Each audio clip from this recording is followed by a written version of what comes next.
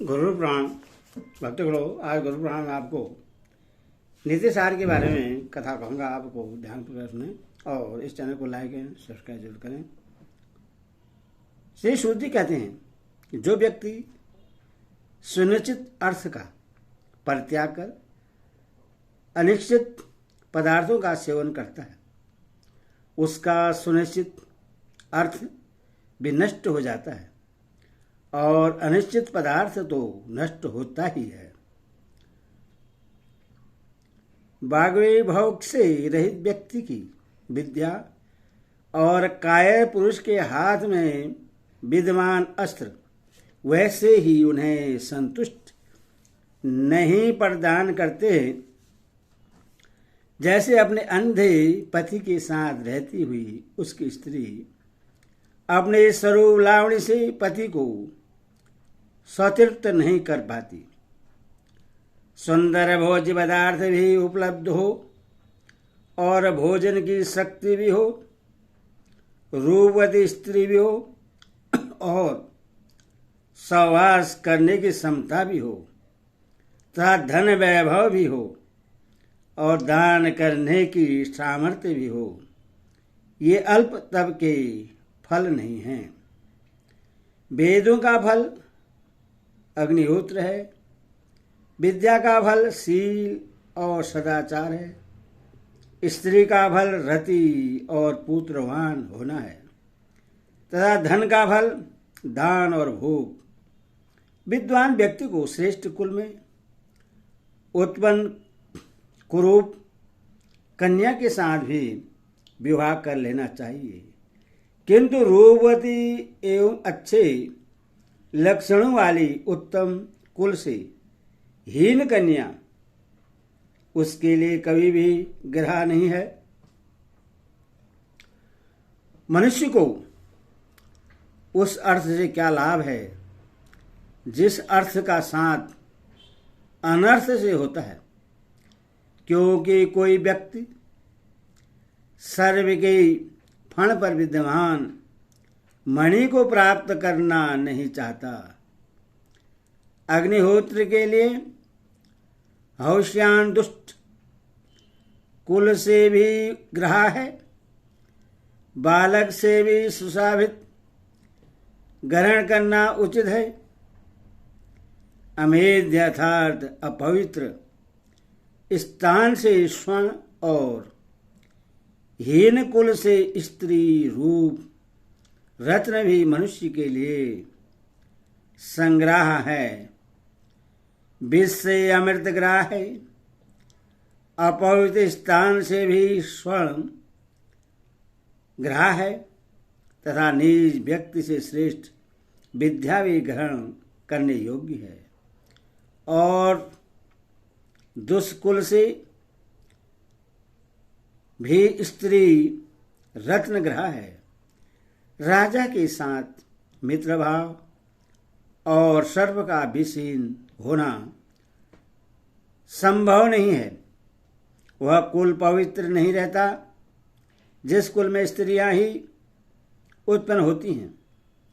अपने कुल के साथ भगवत भक्त का संरक्षण कर देना चाहिए। पुत्र को विद्याधन में लगा पुत्र को विद्या अध्ययन में लगाना चाहिए। शत्रु को व्यसन में जोड़ देना चाहिए तथा जो अपने इष्ट पुरुष हैं उन्हें धर्म में नियोजित करना चाहिए।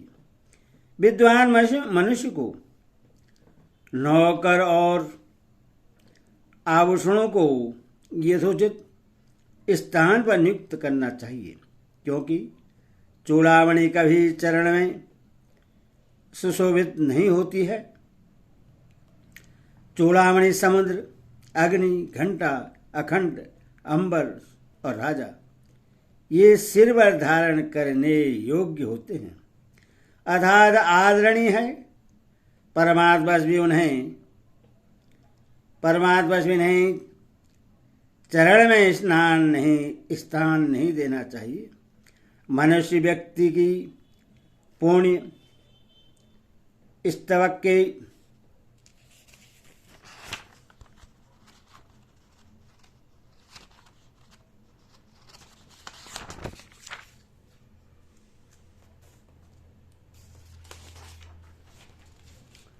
इस तरह के समान दो ही स्थितियां होती हैं, या तो वह सबके सिर पर ही रहता है अथवा वन में ही चला जाता है।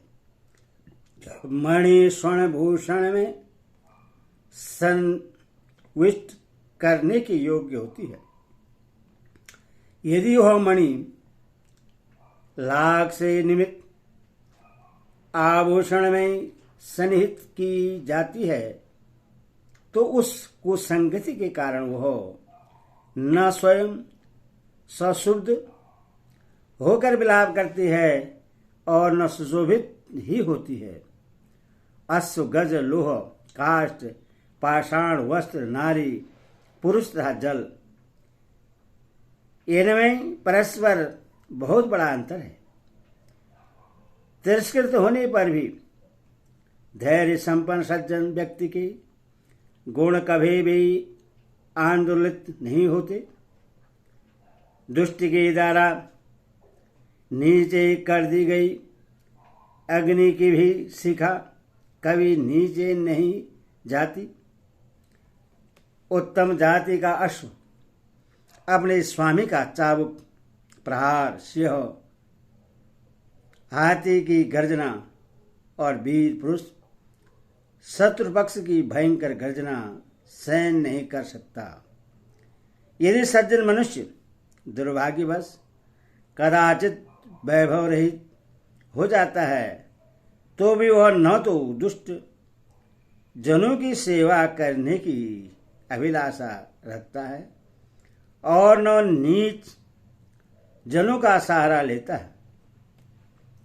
भूख से अत्यंत पीड़ित होने पर भी सिंह घास नहीं खाता, अपितु हाथियों के गर्भ रक्त का ही पान करता है।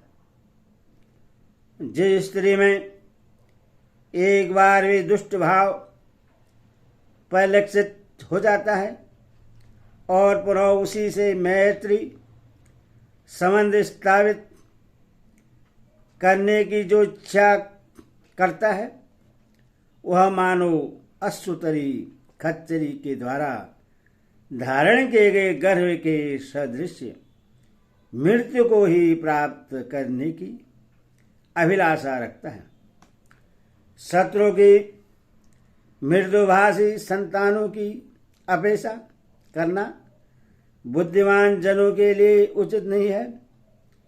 अर्थात पीर बोलने वाले शत्रुपुत्रों से भी सावधान रहना चाहिए, क्योंकि समय आने पर वे ही ऐसा दुख प्रदाता एवं विष पात्र के समान भयंकर विपत्ति उत्पन्न करने वाले हो जाते हैं।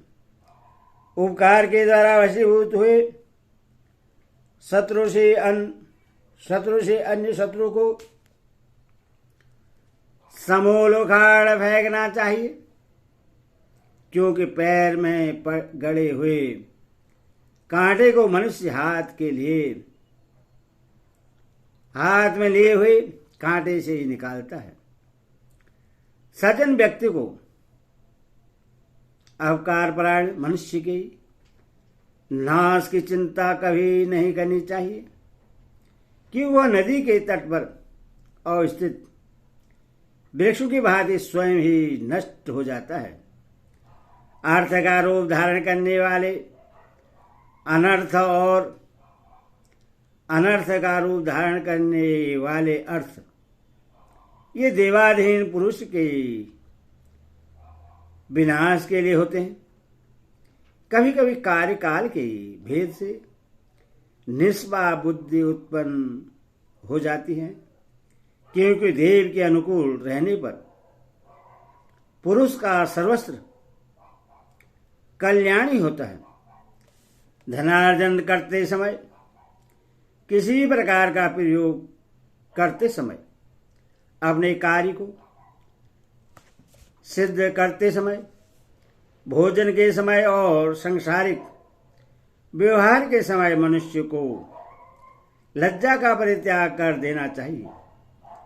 जे देश प्रांत नगर एवं ग्राम में धनवान श्रोत्रिय राजा नदी तथा वैद्य ये 5 नहीं रहते हैं, वहाँ बुद्धिमान व्यक्ति का रहना उचित नहीं है। जहाँ आना जाना न हो, जहाँ अनुचित आचरण को रोकने के लिए भय की संभावना न हो, लज्जा न हो तथा दान की प्रवृत्ति न हो, वही तो एक भी दिन निवास नहीं करना चाहिए। जिस देश प्रांत आदि में देवज्ञ वैदज्ञ राजा नदी एवं सज्जन व्यक्ति इन 5 का निवास नहीं है, वहाँ पर निवास नहीं करना चाहिए।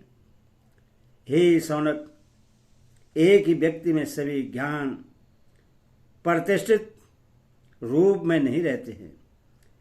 इसीलिए यह सर्वमान्य है कि सभी व्यक्ति सब कुछ नहीं जानते हैं और कहीं पर भी सभी सर्वज्ञ नहीं हैं। इस संसार में न तो कोई सर्वविद है और न कोई अत्यंत मूर्ख ही है। उत्तम मध्यम तथा निम्न स्तर ज्ञान से जो व्यक्ति जितना जानता है उसे उतने में विद्वान समझा जाना चाहिए। हरि ओम तत्सत्। हरि ओम।